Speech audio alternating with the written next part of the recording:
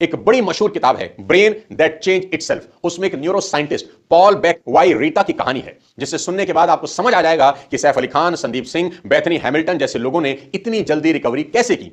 Paul के पिता petro एक टीचर थे, पर एक स्ट्रोक की वजह से वो पैरालाइज हो गए और छोटे छोटे काम के लिए दूसरों के मोहताज हो गए। डॉक्टरों ने हाथ खड़े कर दिए कि अब यही इनकी जिंदगी है, पर पॉल के बड़े भाई जॉर्ज, जो कि एक साइकेट्रिस्ट थे, उन्होंने डॉक्टर के इस फैसले को मानने से इनकार कर दिया और वो अपने पिता की देखभाल के साथ साथ उनसे बातें करते, उनको मोटिवेट करते, उनको भरोसा दिलाते रहते कि कुछ नहीं है, आप ठीक हो सकते हैं। धीरे धीरे कुछ सालों में पॉल के पिता पेड्रो ना सिर्फ चलने फिरने लगे, बल्कि उन्हें वापस टीचिंग का काम शुरू कर दिया और कई किताबें लिख डाली। बाद में जब उनकी मौत हुई तो मेरी जैन नाम की एक डॉक्टर ने पेड्रो की बॉडी ऑटोप्सी की, जिसके बाद पता चला कि पेड्रो की बॉडी कभी पूरी तरह से रिकवर ही नहीं हुई थी। यहां तक कि उनके दिमाग का वो हिस्सा जो बॉडी पार्ट को कंट्रोल करता था वो भी 97% डैमेज था, पर बाकी बचे सिर्फ 3% ने पेड्रो की विल पावर की वजह से खुद को रीऑर्गेनाइज करना शुरू किया। यानी पेड्रो की पूरी बॉडी को उनका दिमाग, उनकी विल पावर चला रही थी। इस करिश्मे को मेडिकल साइंस में नाम दिया गया न्यूरोप्लास्टिसिटी। इसी की मदद से अंधे लोग सिर्फ छू कर चीजों को देख सकते हैं, क्योंकि स्किन जो डेटा दिमाग को देती है, दिमाग उसी से एक तस्वीर बना लेता है। इसी कारण से आपने अक्सर किसी क्रिटिकल मरीज के बारे में डॉक्टर को यह कहते सुना होगा कि अगर इसके अंदर जीने की चाह होगी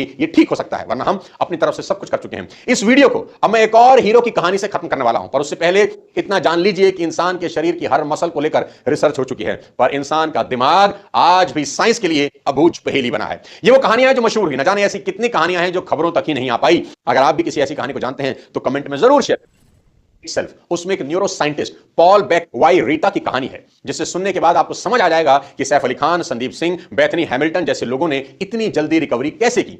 पॉल के पिता पेट्रो एक टीचर थे, पर एक स्ट्रोक की वजह से वो पैरालाइज हो गए और छोटे छोटे काम के लिए दूसरों के मोहताज हो गए। डॉक्टरों ने हाथ खड़े कर दिए कि अब यही इनकी जिंदगी है, पर पॉल के बड़े भाई जॉर्ज, जो कि एक साइकेट्रिस्ट थे, उन्होंने डॉक्टर के इस फैसले को मानने से इनकार कर दिया और वो अपने पिता की देखभाल के साथ साथ उनसे बातें करते, उनको मोटिवेट करते, उनको भरोसा दिलाते रहते कि कुछ नहीं है, आप ठीक हो सकते हैं। धीरे धीरे कुछ सालों में पॉल के पिता पेड्रो ना सिर्फ चलने फिरने लगे, बल्कि उन्हें वापस टीचिंग का काम शुरू कर दिया और कई किताबें लिख डाली। बाद में जब उनकी मौत हुई तो मेरी जैन नाम की एक डॉक्टर ने पेड्रो की बॉडी ऑटोप्सी की, जिसके बाद पता चला कि पेड्रो की बॉडी कभी पूरी तरह से रिकवर ही नहीं हुई थी।